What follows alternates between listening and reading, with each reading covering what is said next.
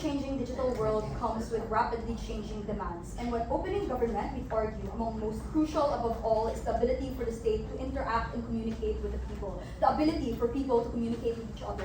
We will forward the simple case that decommissioning with this policy increases productivity in these states, and we'd say that it's a massive public good. I'll first explain the model, then I'll explain why it actually increases productivity, and finally I'll explain why the costs are justified in forwarding this policy.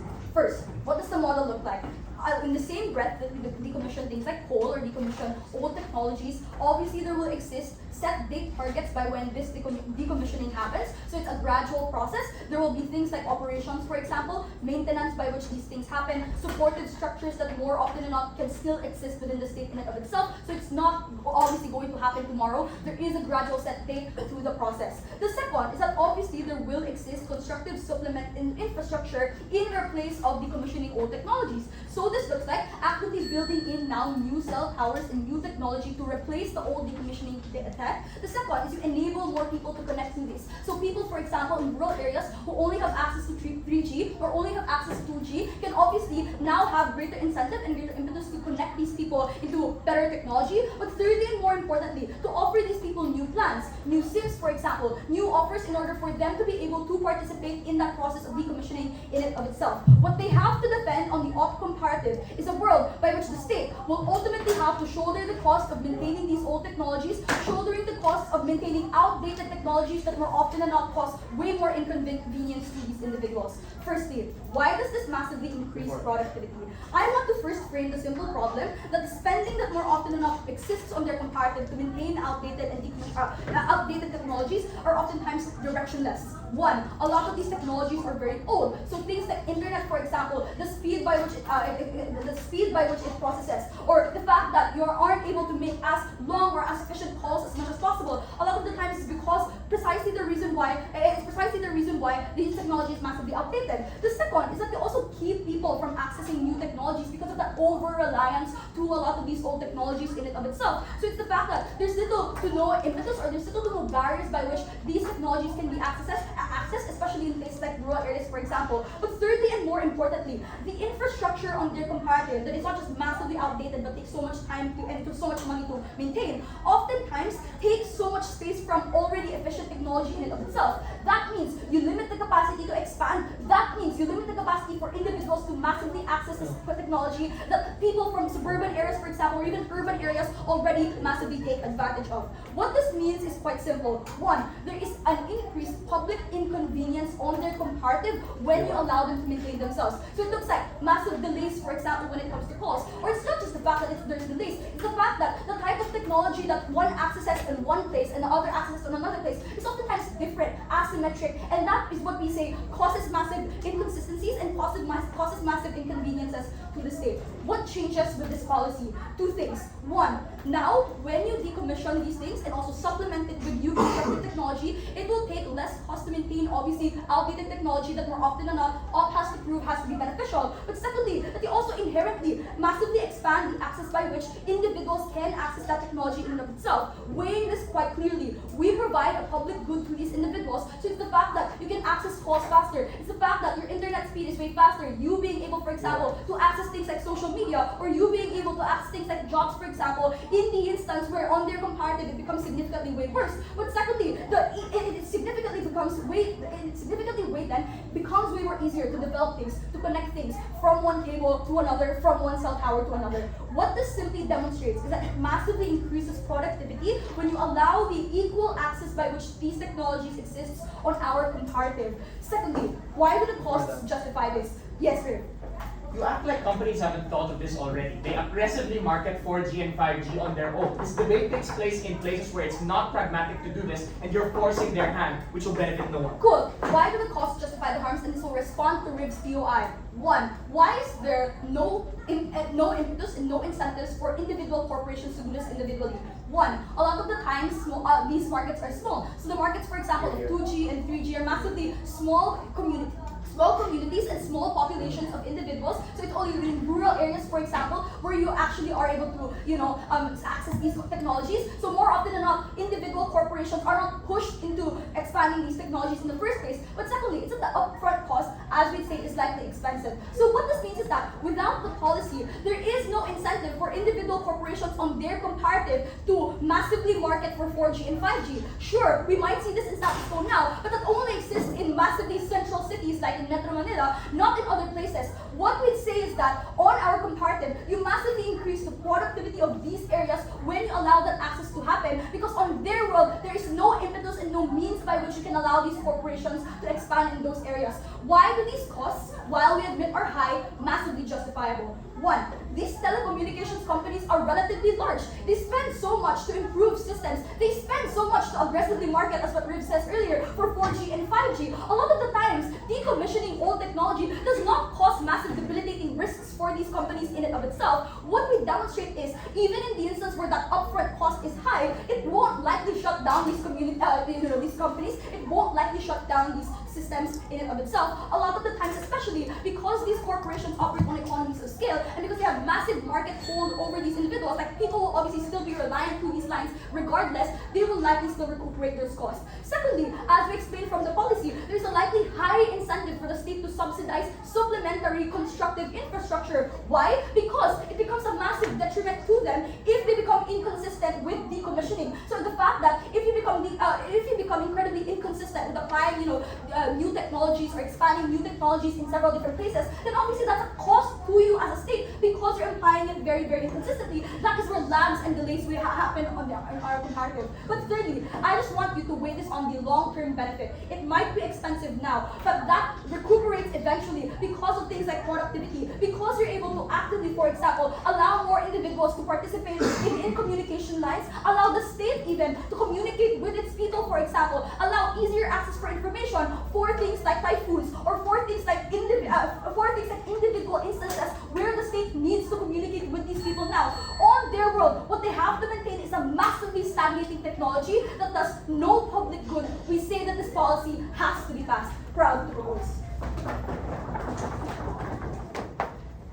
Maybe for us who have the latest iPhone model, trying to have more 4G and 5G plans is totally fine, because when you go to the rural area, I'm sure you're annoyed that you don't have signal. But for the most vulnerable who live in rural areas, who cannot afford to get new phones, this does not work. But even for us, who oftentimes, because of climate change, are stuck with things like, floods and landslides, who are often, when we go to concerts, sometimes we get crowd crushed, and therefore there is no signal, it is blocked, and we need to tell our friends and families that we might not ever see them again. This is why you cannot decommission this technology, and why automatically government's high burden causes them to fail. 3 key points of framing I'm going to explain because I don't think PM gives it properly. Firstly, why does 2G, 3G, and dial-up to some extent still exist, even if it is in a minimized capacity? Because if they are run by companies who are efficient, who are trying to maximize efficiency and not the government again, it means that because, as Rip has explained in his POI, they do things like aggressively market new technology like 4G and 5G, but they have not abandoned this. This then obviously makes you ask the question, why haven't they abandoned it in the first place? Because it means that there is still a market for these individuals that is important to these companies and why they maintain it. But secondly, who uses it? As we explained before, this is underrepresented at PM because they just wanted to fit into their case. But there are people who still use low forms of technology, like people in rural areas or those who are in emergencies who cannot access signal immediately. Therefore, the burden on government bench was that they have to explain why a total decommission is justified, and they do not have fiat to say that you can buy more phones, give more payment plans. Quite obviously, they cannot do this. That's not in the fiat, and it is incredibly hard to do. What we simply have to do on opposition bench is just defend why we should ought to maintain status quo, which we have been doing for a very long time. 3 key points that I'm going to call on before I begin my substantive. Firstly, they are already wrong. It is not governments who run this, it will be companies. Secondly, they try to claim that it was going to be expensive, but that's okay. But we argue that what is more expensive, even if it is currently expensive to maintain it, what is arguably more expensive is to do things like decommission these already existing networks, to find ways to remove them, to remove these structures that already exist. This genuinely costs more money than simply maintaining them. But again, there is more important than the cost. But lastly, we're going to explain in flip access because the prerequisite for access is that people can do things like purchase phones in the first place, which we already say they cannot do. First thing that we're going to give on the argument is why there is no justification on their side. They say that this is justified because it causes a public good, but they have no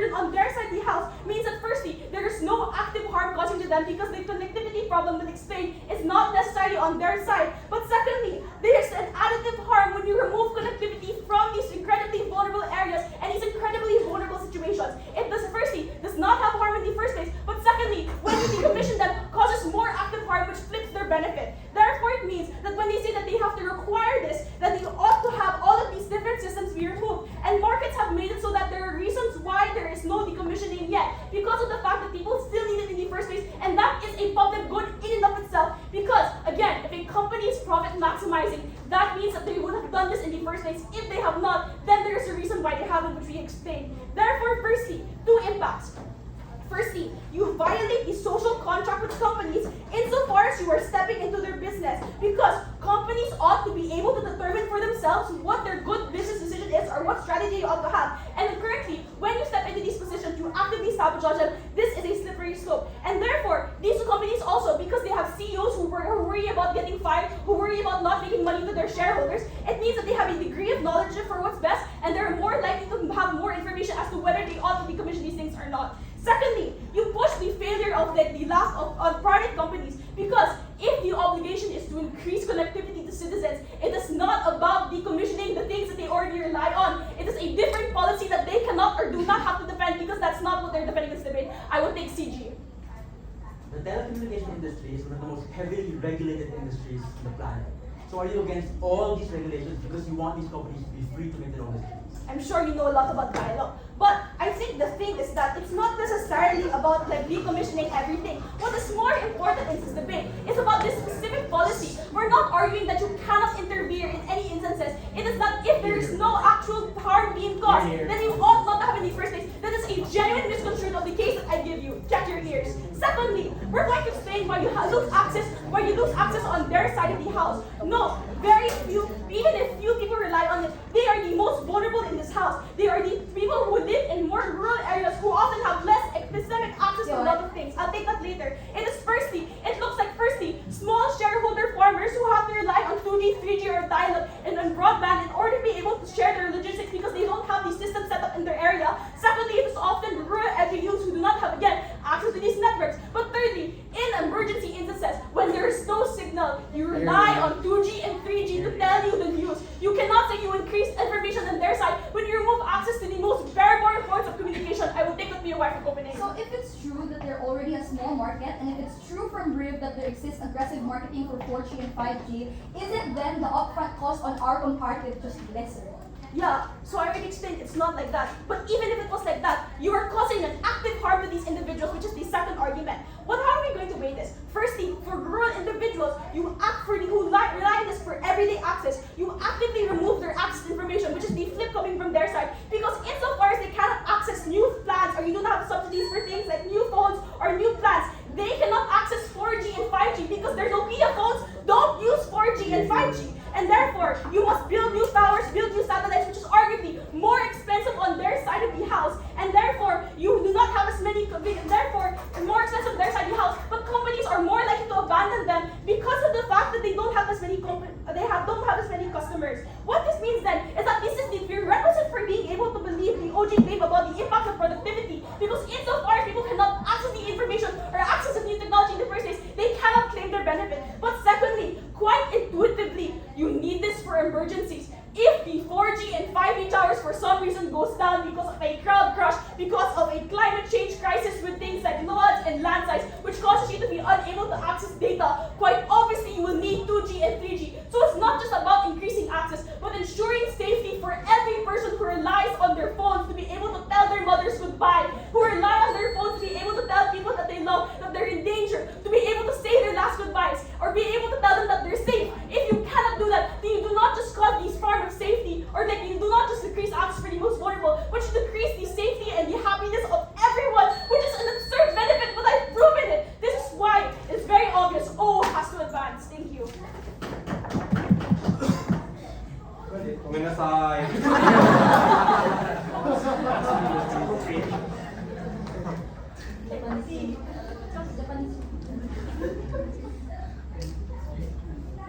it that companies refuse to transition beyond simply claiming that it is expensive, and as a result, what justifies government intervention in this instance?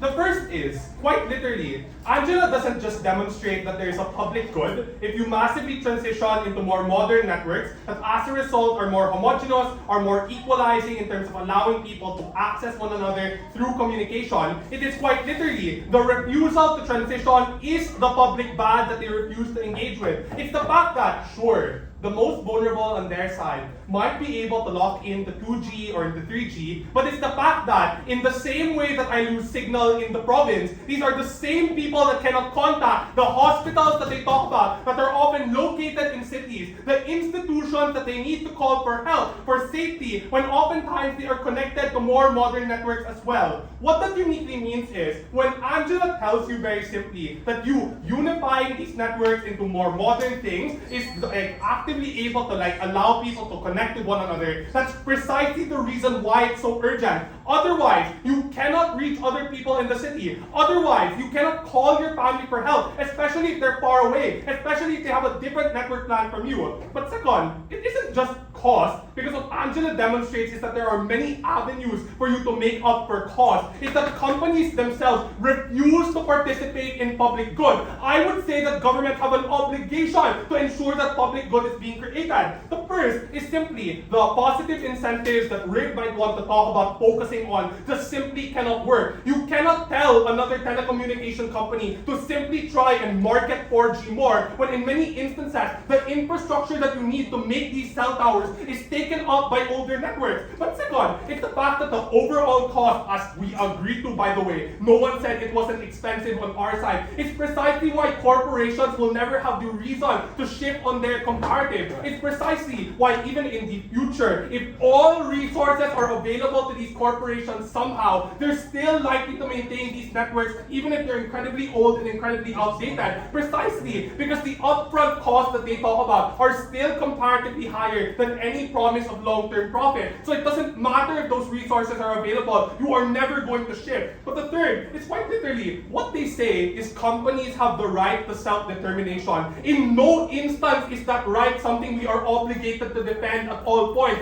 We are regulating telecommunication in terms of how you can log in terms of registering your SIM. The government has the same obligations to uphold even in this instance. That's the response to their claim. Why then are governments actually able to do this? Because all they simply say is it's far too expensive, and as a result you cannot implement it to a point of being functional enough to let people actually opt into 4G and 5G, whatever that means. The first is, in many instances, if the government is already regulating these things as they say in the status quo, if the government in many instances does nationalize portions of the telecommunication industry, in many instances, for example, subsidizes the same infrastructure we're all talking about in this debate, then presumably, at our worst, in many cases, governments are already able to operate these things on a loss. You are able to afford this transition. The difference with decommissioning it isn't whether or not you can afford it, it's whether or not you are actually able to expedite that process of transitioning. But the second is, if we want to talk about the developing countries or all other states, for example, that are immensely poor and immensely cash-strapped, it's unclear to me why governments and corporations individually have to do a lot of this transitioning. Sure, they are decommissioned, but in many instances, the ADB backs a lot of these policies. In many instances, things like the IMF rolls out loans for you to actually be able to afford a lot of this infrastructure. So presumably, even in the cases where a lot of these governments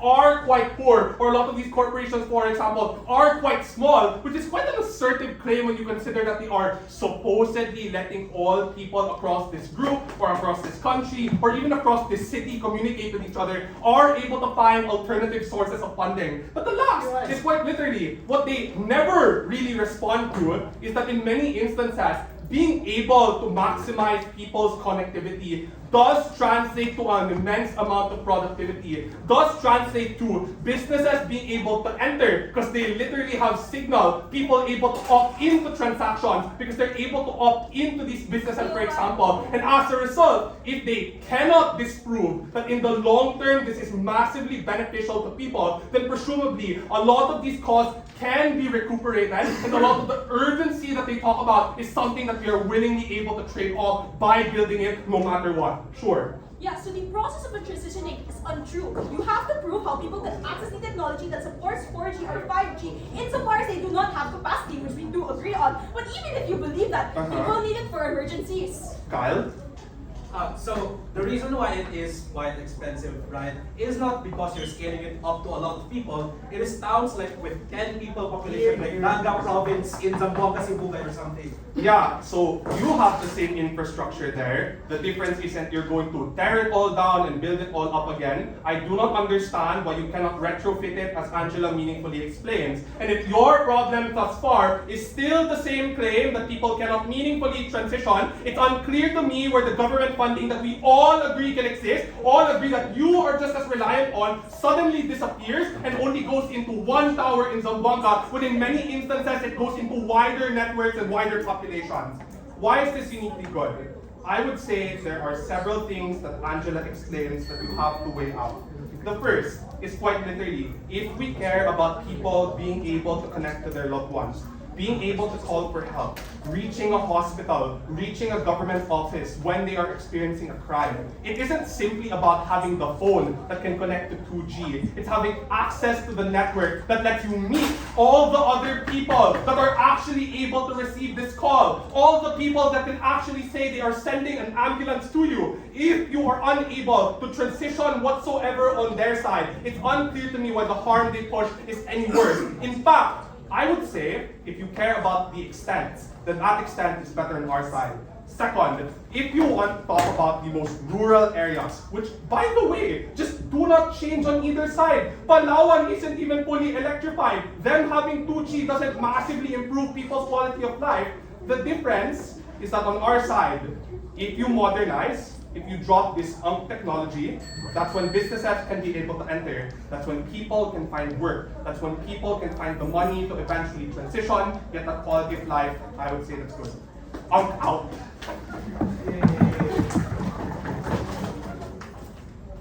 The first thing I'm going to do is prove why the vast majority of instances we are massively winning because the world that they create is based on a lie. Then I will be super generous to their case and prove why we win on all of those as well. The little lie that kills OG is the idea that 4G and 5G competes with 2G and 3G. In the vast majority of places in the world, whether it's a developing or developed country, if it's a city that is densely populated, you have both 5G and 4G and 2G and 3G. Since I am an ANC, I understand how this works. They don't use the same cell towers and you can't retrofit 2G and 3G with 4G and 5G because 2G and 3G uses copper wires, dial-up, broadband, all of this different technology, whereas 5G and 4G is a bunch of big cell towers. You look at the pictures, they look very different. What this means then is that in the vast majority of instances, they don't have to compete. And therefore, the emergency backup analysis of Regina is debate winning. Because in cities in which you have both, then this is a simple backup in emergency that more than justifies the costs or energy savings that they want to talk about, right? Look at when 4G and 5G goes down, when you're in a crowd crush at a concert, or when 4G and 5G goes down during a typhoon. You still have 2G and 3G, which is meaningfully different, by the way, from just sending texts, okay? They can't just say that. Because at least with 2G and 3G, you can send some form of pictures or video recordings in emergencies that provide information about your situation.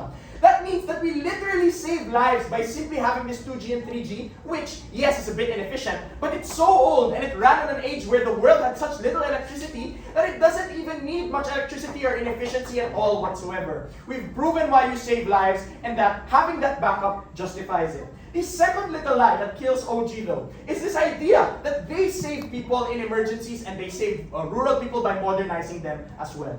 I'm gonna ask a simple question. What do you do in a rural area that necessitates 4G and 5G? Because the reality is, any logistics work you need to do as a shareholder farmer, or any LGU communications with the national government, to hospitals, to whoever, is done through 2G and 3G. It's MMSs, like multimedia messages. Man, I'm so and you send these videos and you send these recordings, and that simply is enough to do all of that logistics work. That's why, despite the aggressive marketing, some areas just say, nah, I'm good. It's completely fine. What that means then is that, no, you don't get massive benefits that justify any of those costs, but also, you are simply, in most cities, shafting people who might as well have had a backup for such little costs. Now what I'm going to do is be very generous and pretend that we were in a world where only these rural areas matter the most. But of course, I don't want to be anti-rural, but densely populated areas with lots of urban poor, of course, matter the most. And having these backups, forcing those decommissioning of these emergency backups will cost way more lives. But let's talk about rural areas now. They operate in a debate where they say, oh, there is a way to recoup the costs in certain areas if you put 4G and 5G. The reality is, if that's the case, then these companies have already done the studies and have already aggressively expanded 4G and 5G in these areas. There are some parts of Palawan where it is true that you can recoup the costs if you modernize that area.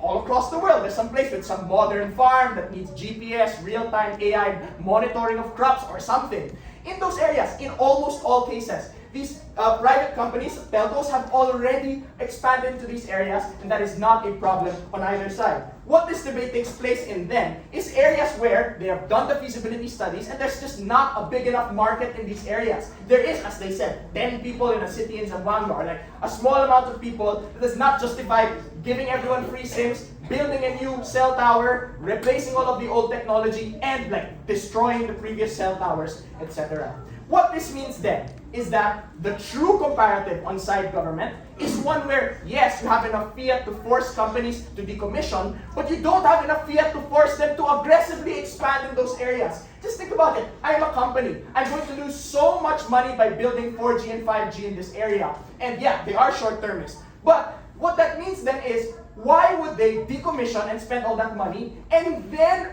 aggressively expand the area at a loss? No, they will fulfill their obligation and simply say, yeah, okay, we decommissioned it, now that area is completely cut off, we lost only a few customers anyway. If they want to claim that, no, we will force them to do both, we'll force them to also massively expand, there is no fiat and no likelihood that this will succeed amongst the telco at the end of the day. This is where I want to get into the last part of my speech on the, the seeming extension of CG, but first I'll take a PY. So if the harm that you present is simply that people cannot transition, it's unclear to me how much this manifests when Angela also explains that this likely does take time and gives people that time to transition. I really don't know how this matters. You're not going to grow the population of an area, you take time, there's still no market there, they still won't cooperate. What I'm going to talk about then is the drop piece of material from Regina in which you cannot ruin the relationship with telcos. Not only is there a principal harm in this, in which you are clearly overstepping with an unreasonable policy, interfering with a task you've already delegated to private companies, and now telling them how to run the business, which is an incredibly slippery slope for what you can then tell them to do. What Pep tries to POI is that, well, should we just not regulate telcos? Of course, there's a difference between justified regulations on data privacy, etc., and a completely batshit insane, unreasonable policy such as this one. What this means then is that if you do this policy, their trust with telcos is extremely ruined. You are massively shifting their profit-related calculus. You can't just force a bunch of shareholders to be long-termists. There will always be short-termists. And therefore, telcos will have a lot more incentives to take pernicious forms of profit to recoup the costs that they have, which will only be recouped 100 years in the future otherwise. What this means then is that telcos, which are in charge of data security, in charge of connectivity, and literally running the logistics of an entire country that can't function without them, is incentivized to be sketchy about data, is incentivized to do a lot more sketchy things. This is the absolute best case of side government, and I'm clearly outweighing any marginal efficiency benefits, marginal whatever that comes from their side. What this means then is two things. Firstly, I've talked to you about how in the vast majority of situations, simply having this as a backup more than justifies the cost. But secondly, if it does come at the cost of slight modernizing of these areas, we don't think that any LGU or any smallholder rural farm, or even if that area tries to modernize, will meaningfully benefit. If they were to meaningfully benefit, then the companies would expand into it without being forced to do so, but otherwise, you simply antagonize them, you ruin the relationship, and it's a massive risk that is not even principally justified.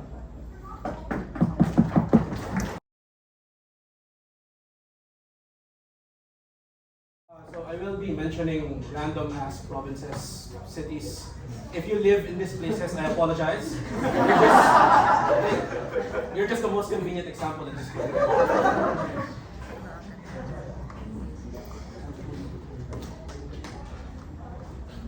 I want to talk about where where these things, where the debate matters to begin with, right? It is not in places with dense populations that all want to work as VAs or like Metro Manila, right? Because these places already have that infrastructure and will probably not suffer that much because it's just very unlikely that things like 2G, 3G would be available in places like Crowd Crush because it's also like the government turning off things like signals so that they can call bombs or something.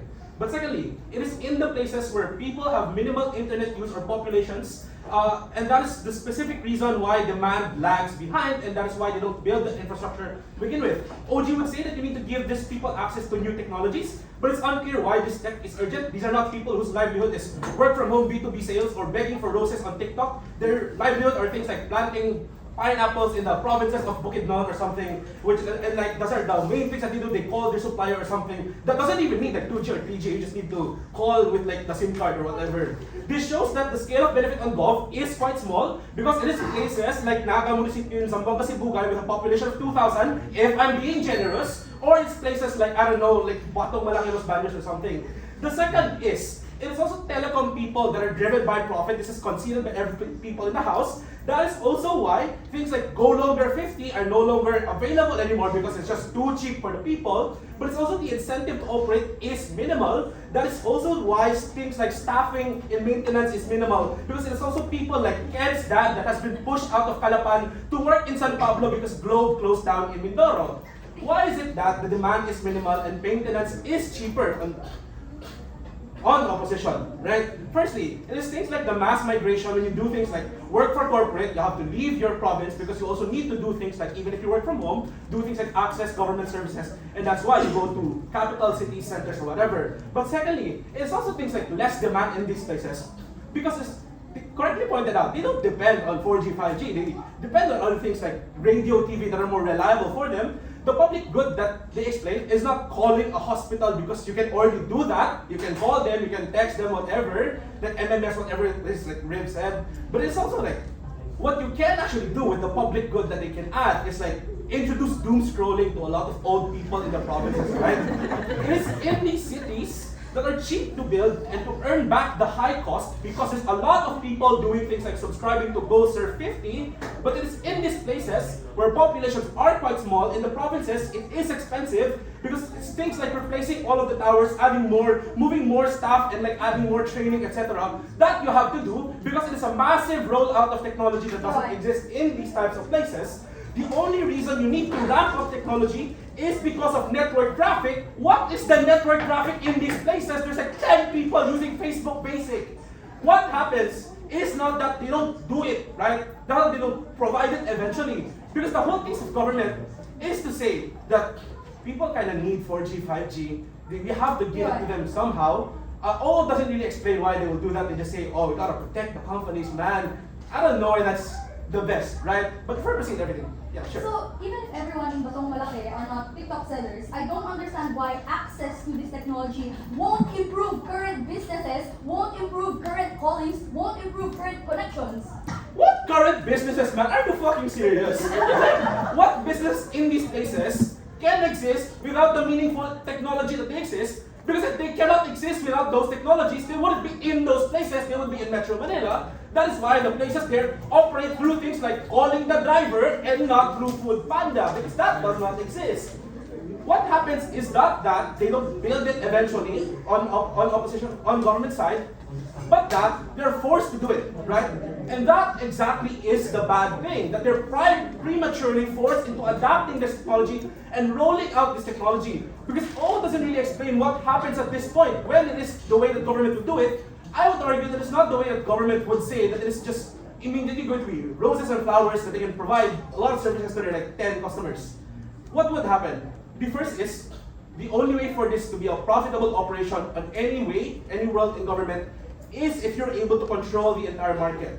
This is unique on government because in opposition, they already have things like the technology and infrastructure existing, and all of these people competing, providing 2G or whatever, and they need to do things like pay 10 people to maintain those services, because contrary to popular belief, it is things like how old the technology is, means that it's also easy to maintain in those contexts, because that's the technology that they have, and that is the knowledge that they have in those places as well. But it's also easier to do things like maintain the signal because there's just less demand. But secondly, on government, it is where there's an urgent need to make the money back because of the high investment to to keep that service when you're eventually forced out to roll out new technology as a consequence of taking out all of the old infrastructure that you have in a tiny market that doesn't provide as much revenue for you. This means that what eventually happens in their world are monopolies that are scattered in multiple different places that are locked into a single service. Even if you're saying that there is Smart, there is Sun, there's PLDT, all of those are owned by the same people. This means that what eventually happens is that there's only one provider that is able to provide your service in the long run, because there might be competition in the short term where they try to be the new market player, but in that, there's already things like market advantages that give like advantages to people like Globe, for instance. They have like 60% of the market. The other people sharing the 40% realize that it's not profitable to continue operating that 40% because it's very unlikely we can convince people to change their SIM cards.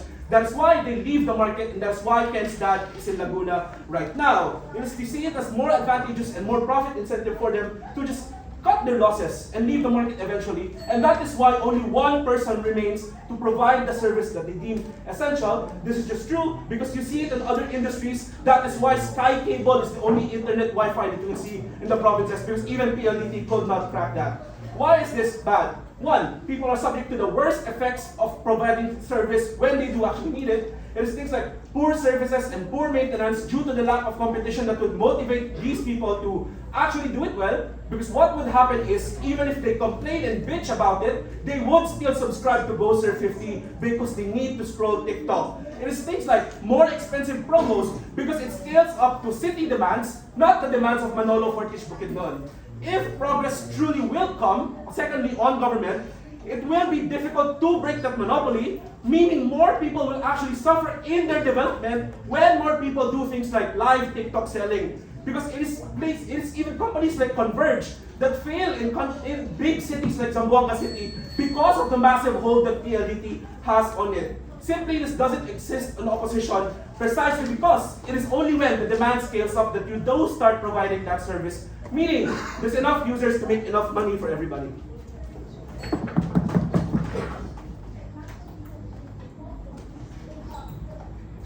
Closing government won by engaging on the standards provided by opposition bench.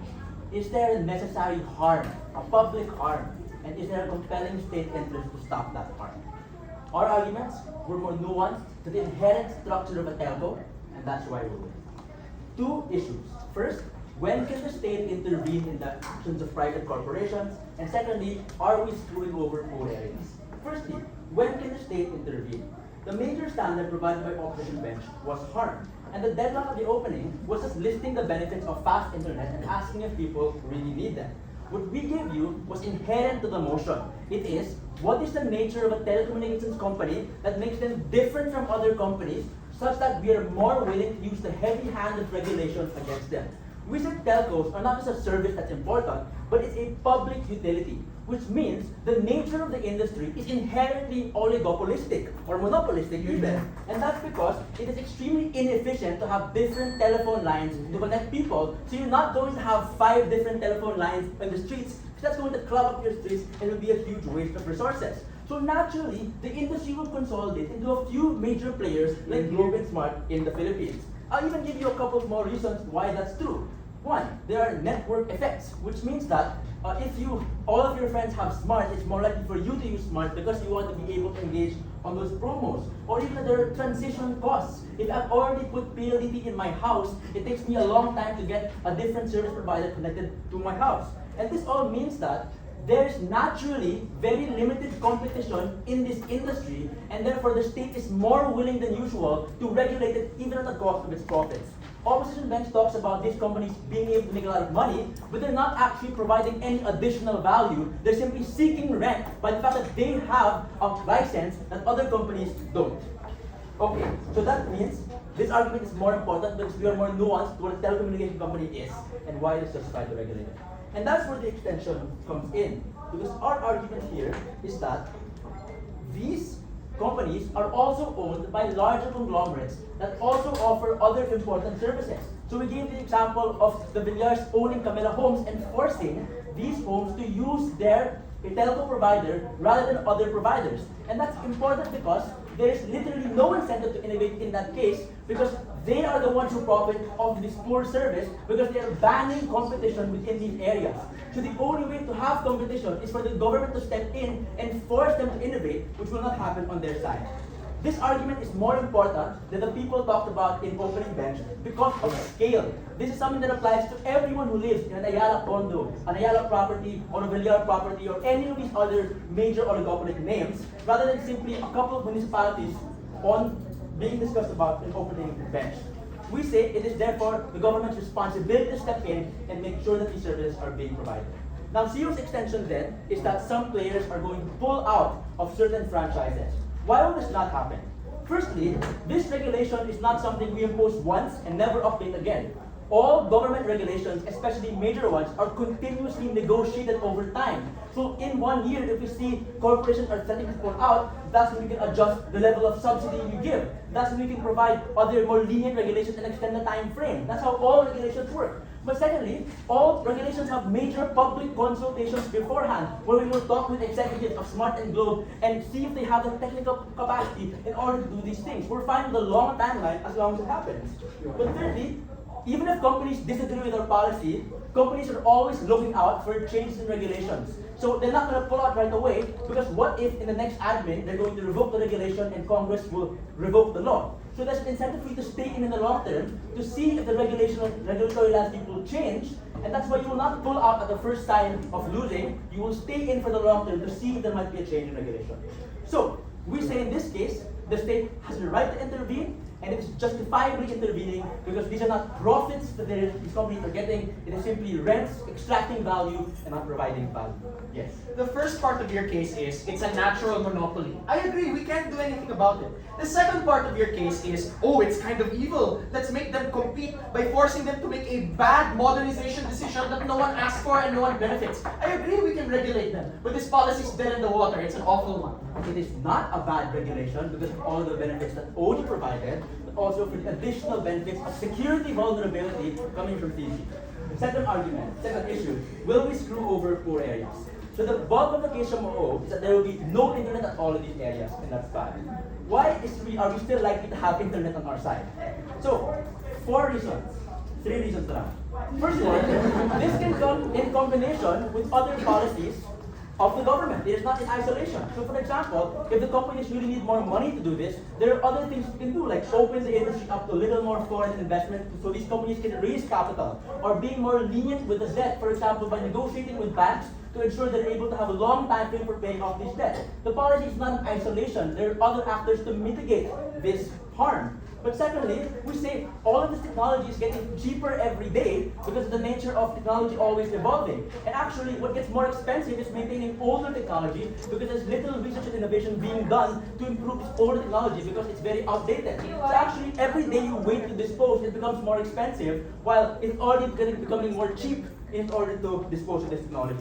But lastly, we would say that all of the productivity benefits that OG described, such as people being able to sell more goods on Facebook Marketplace, are things that raise productivity. It raises taxpayer revenue, and you can then use that money in order to fund this project. So even if it might be a cost now, you will gain money in the future. But next is, I would say, if the argument is it's terrible for the poor, we explain how security vulnerabilities and hacking are worse for the poor, right? Because these are the people who are the primary victims of scams that you get on your phone when there are so many people trying to text you to give you 500 pesos and other related scams. So they get your bank account, they get your details, and they used to take all of your money. It is the poor who are most vulnerable because these people lack the education to be aware of phishing and all of these other sophisticated concepts, or these are the people who are most likely to trust these things because they're not as familiar with the internet. And the Philippines is like the scam center of the world, where we have so many people using this outdated technology in order to scam people out of their hard-earned money that is worse for the poor who have fewer outlets for this money, and therefore this policy is anti-poor. Their policy is anti-poor because it leaves the poor vulnerable to all of these foreign scam centers and hacking. So we win on their criteria, and that's why CG will provide advance to the finals. Thank you. 3, 2, 1. I want to position the CO extension above the round and eliminate every team securing us the first. The first I want to explain is the meaningful difference between opening opposition and closing opposition with the rest of the round. Here I will also explain that the positive isn't context dependent simply on emergencies, but in the general function of internet itself. The first question I want to answer is, what is the function of internet? Simply, 4G and 5G is to simply carry better bandwidth so that you can have 50 Mbps to 100 Mbps. But the question is, who the fuck in Calapan needs 100 Mbps? Dude, many of these people are simply living day-to-day lives that are simple and manageable by the simple needs that they have because they don't have the same economic expenses as those in the metro, to which there is no response from closing government nor a POI from opening government, apart from the fact that it's simply a transitional cost. Let's first outweigh the opening opposition material. Rip and Regina misidentified the real problem. The problem is not in access to internet, because even Calapan City, the only city in Mindoro, is on 5G. But the difference is that it's running at 400 kilobytes per second instead of 50 megabytes per second. So the real problem is the inefficiency of internet. And why is this more comparative? Number one, even rural areas have cities, but it's even the far-flung areas of these regions in which they do not have any legitimate form of internet. So the forced decommission forces even the smaller towns within these rural areas to shift to 5G, when in reality they don't need it, per the examples we explained from Kyle. What is the harm of this? Number one, 4G and 5G is simply better internet bandwidth, as I explained. But what you can only what you can only provide with 4G and 5G is that it congests the internet, because only so much people, because there are a lot of people from the same province using it at a time, versus on closing opposition, where we identify that if there are options, more people can access it with decongest the internet, and why people can access it more at a faster rate. This is more important because it isn't limited to emergencies, because I would argue that if there are emergencies, dude, you use a radio because the cellular towers are down. It is on our side where people in every part of it can have better internet, because one, it is decongested when there are less users, assuming the worst case where everyone is using it. But on the second part is that when people have access to 2G and 3G, it simply allows them to be sustainable, because it is not this utility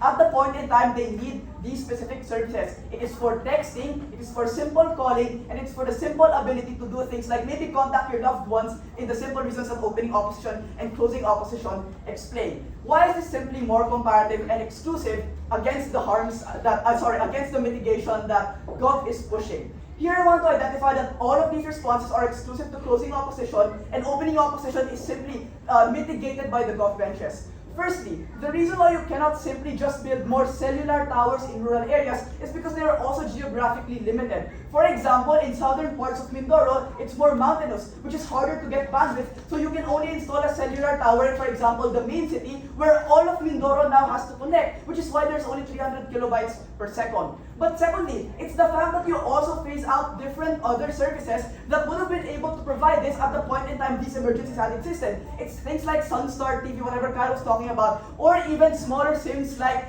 TM, which is in itself a smaller competition market that people can access at the point in time they need alternatives. This is a better positive, because the positive of this is that at the point where decongestion happens, the flip is that more people can use their internet more swiftly at the point in time cities need it, but in smaller areas where they don't need it, they don't have to force themselves to use the same network bandwidth as everyone else, when simply it cannot accommodate for the larger amount of people. Now, if you apply this to just bigger cities as well, then it becomes even slower, which is why even in Katipunan, right, there are random blocks of internet where it's like, it's gone, even though you have 5G and 4G. That is simply the problem. And that is why more of the time, right, we simply explain why our use of it is more comparative by explaining that we have faster access to internet, not no internet at all. That is uncomparative. Why is this debate winning against the mitigation of opening government and closing government? Firstly, it's because if they say it's a transition period, then at that time there will already be things like 8G and 9G, but you're stuck on 5G and 4G, right? So there is still a time lag problem that doesn't exist on like closing opposition and opening opposition.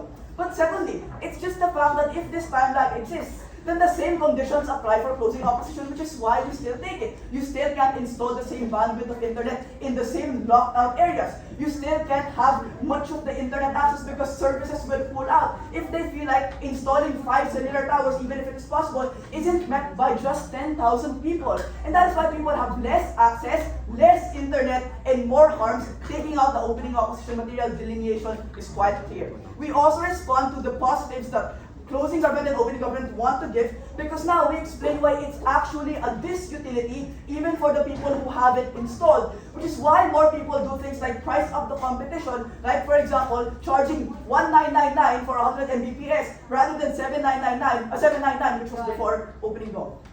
So why do I care about congestion? It's not just because I want to text my mom, right? It's because I want to search up the news. So what is your comparative? If you already admit that these things are inefficient, the difference on our side is in many instances, a ban also warrants an immense construction of alternatives. Do you think Calapan has no internet? We have fucking internet and we can search this up any fucking time. But in emergencies, when the cellular towers are damaged, you don't rely on 4G and 5G. You rely on radios, newspapers, word of mouth, which are all information that generally spreads in the same way possible. Right? Like, you guys are really just trying to make us seem like we're so fucking poor. Like, on the flip of everything, right? I just want to explain why this is the most certain benefit of the round. This is the most certain benefit of the round for a couple of reasons. Number one, it is no longer about the uncomparative discussion of may internet ba dito o wala. It is simply about whether the internet is useful or not, right? We explained that the internet is useful because target markets on both sides are reached, as opposed to the negative comparative that we launched, which is that more people pull out and less people have access to it. This is the prerequisite to any form of internet connectivity, which opening opposition doesn't explain. That is why it isn't no longer a vertical, it is a horizontal that explains a deeper impact. Second, against closing gov and opening gov, we simply explain why the monopoly, even if it exists, at least reaches target markets that doesn't enable people to pull out. And that is why it is important, because we generally explain that the function of it is met by different demographics to solve different issues.